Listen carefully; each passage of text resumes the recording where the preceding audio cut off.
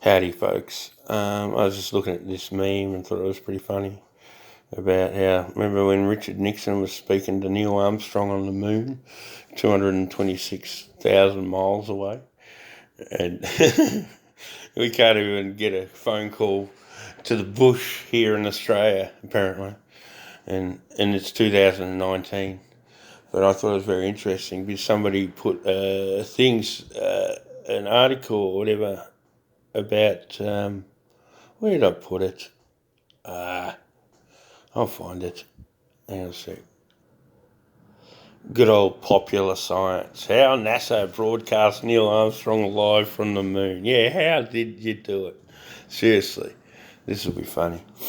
Neil Armstrong, just for his first step, apparently. Oh, fuck off with you. I don't want to buy your shit. Apollo 11's lunar landing, and specifically Neil Armstrong's first steps on the moon, was arguably the biggest television event is the word, of the 20th century. Knowing the impact a live broadcast would have on the world, Deke Slayton went so far as to push NASA to include an erectable antenna on the lunar module, so Armstrong and Buzz Aldrin wouldn't have to wait for a tracking station to come within range before stepping outside. 226,000 miles away. NASA's live broadcast of Apollo 11's landing was nearly a decade in the making. Yeah, it was in the making, all right, and required some stunning feats of engineering. Very stunning. Defying engineering, I'd say. Communicating through deep space, a lot of information has to pass between a spacecraft and 226,000 miles away. And supporting ground crews on any mission, including but not limited to telemetry, computer upload information with all those fantastic computers you had in 1960s, and voice communication. As early as 1962, NASA realised that the Apollo missions would demand a unique communication system. Really? Okay, yeah, very unique. Something that defies physics and science. The Mercury and Gemini programs, both of which saw missions flying only in Earth orbit, used separate radio systems. Well, then you probably could use a radio in your orbit, but not 226,000 miles away, as you keep telling us. Where are we?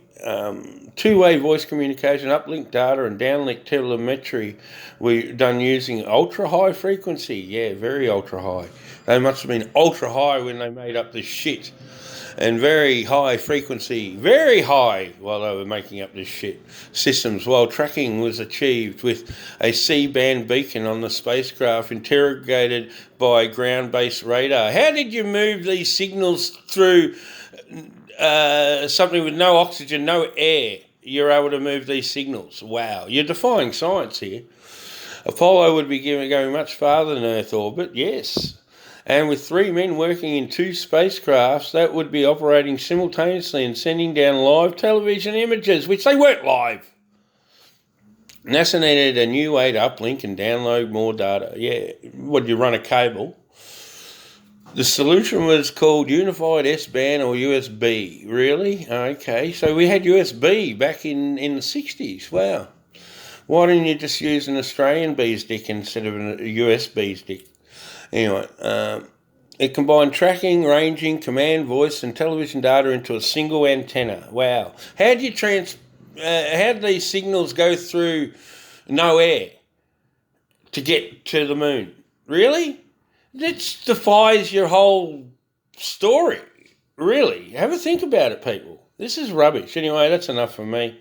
I don't need to see any more. You can go and have a look. The article's there.